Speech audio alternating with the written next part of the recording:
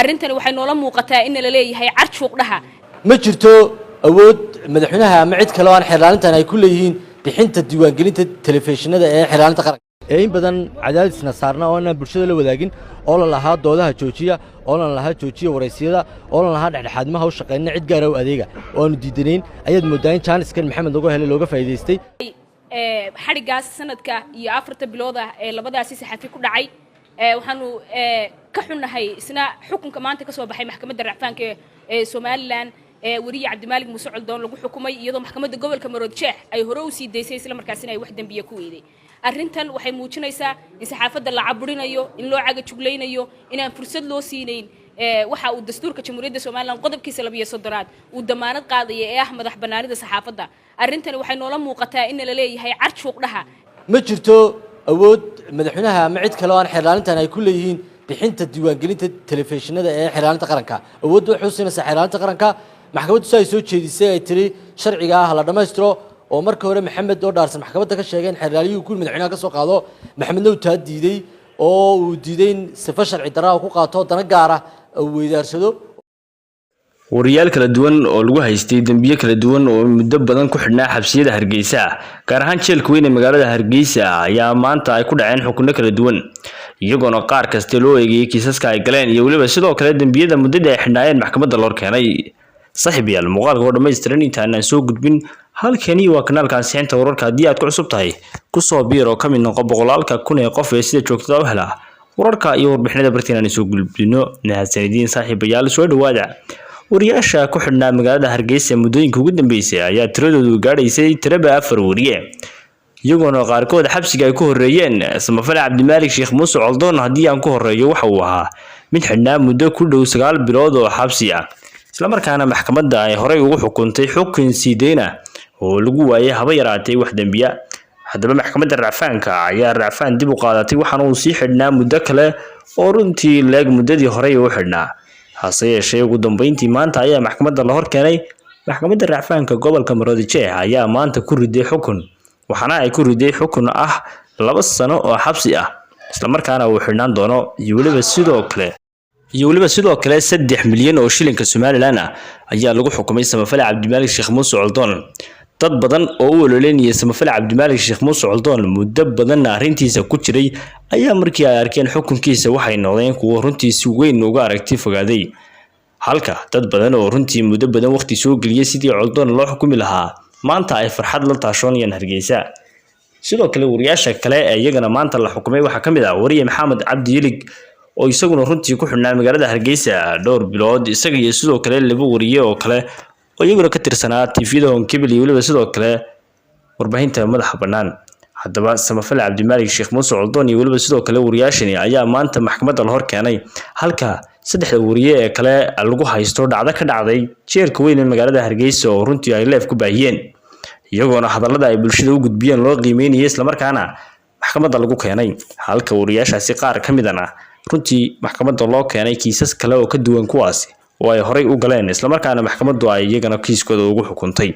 wariye Ilig ayaa ka mid ahaa wariyaasha iyagana la hor keenay maxkamadda isla markaana lagu xukumay kiisas ay horey u galeen isla markaana maxkamaddu aanay horey ugu xukumin hase yeeshee wariye Ilig ayaa ah runtii warbaahinta kuwooda ugu cadcad isla markaana muddo badan lagu rajo weynaa in la soo deynaya wariyaasha Hargeysa ayaa runtii arrintani si weyn uga xanaaqay isla markaana ku soo gudbinaya baraha bulshada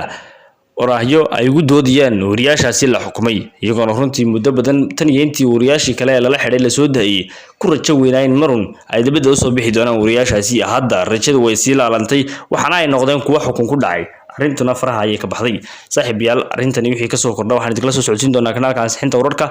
sheergareeya muuqaalka la wadaaga asxaabtiin iyo dhammaan ummadda Soomaaliyeed waxaad la daawataan wariyaal ka tirsan xukuumadda wariyaal ka tirsan wariyaasha Soomaaliland oo runtii si weyn uga hadlay xariga wariyaashan iyo sidoo kale xukunkooda iyo sababaha lagu xukumay daawasho wanaagsan in badan cadaadisna saarna oo aan bulshada la wadaagin oo la lahaa doodaha joojiya oo la lahaa joojiya wareysiyada oo la lahaa dhexdhexaadmaha u shaqeynaa cid gaar ah oo adeega oo aanu diidanayn ayaad moodaan jaaniskan maxamed lagu helay looga faa'iideystay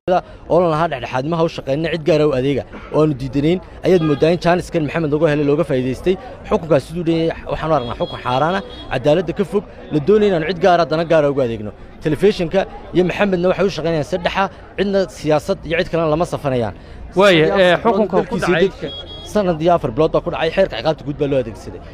xeerka loo adeegsaday laftigiisaanu diidanahay oo ka soo horjeednaa waa aragnaa in cadaalad darriya xeerka saxaafadda loo adeegsaday maxamed iyo TV-ga cadaadis baa muddo dheer saarnaa cadaadiskii saarnaa ayaad moodaa in hab siyaasadeysan hadda looga faa'iidaystay marka guud ahaan waxaan u aragnaa wax siyaasadeysan oo la doonaya cid gaar ah inaanu adeegno waaye kiiskiisa marka laga yimaado in isaga la xukumay waxaa lagu soo daray TV-ga oo dhanka ruqsadda laftarkeeda laga hadlayay taa iyada maxaa laga yidhi ruqsadda telefishinka maxamed waa nin dhalinyara hal abuur buu sameeyey telefishin horumar sameeyey oo Soomaaliya dhan caan ka noqday wuxuu xaq u lahaa diiwaangelinta inuu siiso xeer ilaalintu telefishinka ruqsad waa haystaa maxkamadan oo ku soo bandhignay ruqsadda wasaaradda faafinta bixisa laakiin taanu haysan waa diiwaangelinta xeer ilaalinta guud ee qaranka xeer ilaalinta guud sida maxamed ka sheegay maxkamadda markuu tagay waxa lagu yiri madaxweynaha u doono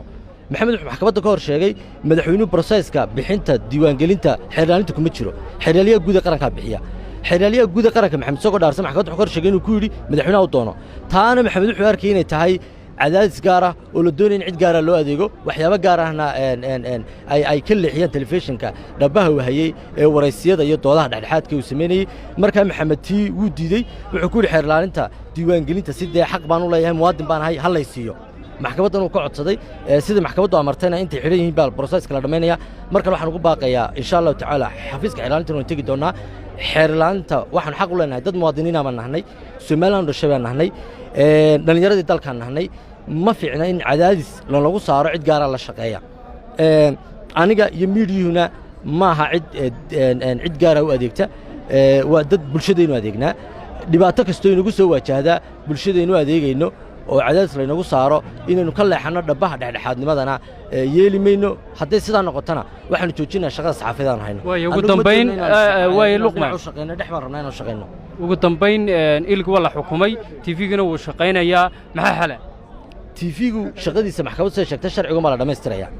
sharcigana maxamed soo dhaarsan waa aniga ku sheegay sidoo xeer ilaalinta ka sheegay waxa lagu yiri madaxweynuhu hag soo ansixiyo madaxweynuhu kuma jiro processkii bixinta diiwaangelinta sharciga uu telefishinka haysta waa ruqsaddii wasaaradda faafinta diiwaangelinta bixinteeda processka madaxweynuhu kuma jiro taasaan rajeynaya xeer ilaalintu ka soo laabato hadalka maxamed soo dhaarsan xeeryaaliyaha guud ay ku wada hadleen maxkamadda ku soo bandhigay laga noqdo oo ruqsadda telefishinka la siiyo oo la tixgeliyo hal abuurka dhalinyarnimo iyo dhexdhexaadnimadu telefishin ku shaqeeyo sida uu telefishin ku shaqeeyana bulshada ka marxaatiya aniguna luqmaan ahaan waxa marxaati ka ahay in telefishinka muddo sanad iyo dheeraad oo aan joogay oo maamulkiisa aan ku tirsanaa cadaadis badan ay naga soo waajahayeen doodaha iyo waraysiyada oo aad moodayso in dad gaar ah ay dhibsanayaan oo ay doonayaan in iyaga dano gaar ah ay leeyihiin loo qabto taana marna yeeli mayno arrintani waxay noola muuqataa in la leeyahay carshuuqdhaha ma jirto awood madaxweynaha ama cid kale oo aan xeer ilaalintan ay ku leeyihiin bixinta diiwaangelinta telefishinada ee xeer ilaalinta qaranka xadhigaas sanadka iyo 4 bilood ah ee labadaasi saxafi ku dhacay waxaanu ka xunnahay isna xukunka maanta ka soo baxay maxkamadda racfaanka ee Soomaaliland wariye Cabdimaalig Muuse Coldoon lagu xukumay iyadoo maxkamadda gobolka Maroodijeex ay hore u sii deysay isla markaasina ay wax dambiye ku weeday arrintan waxay muujinaysaa in saxaafadda la caburinayo in loo caga jugleynayo inaan fursad loo siinayn waxa uu dastuurka jamhuuriyadda Soomaaliland qodobkiisa 12 uu damaanad qaadaya ee ah madax banaanida saxaafadda arrintan waxay noola muuqataa in la leeyahay carshuuqdhaha ma jirto